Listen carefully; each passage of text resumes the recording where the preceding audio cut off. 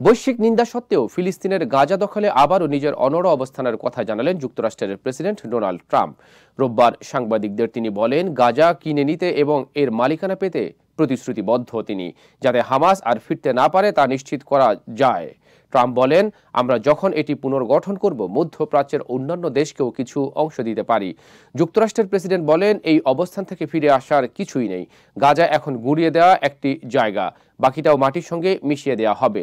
কিছু ফিলিস্তিনি শরণার্থীকে যুক্তরাষ্ট্রে আশ্রয় দেওয়ার বিষয়টি বিবেচনা করতে প্রস্তুত আছে বলে জানান তিনি।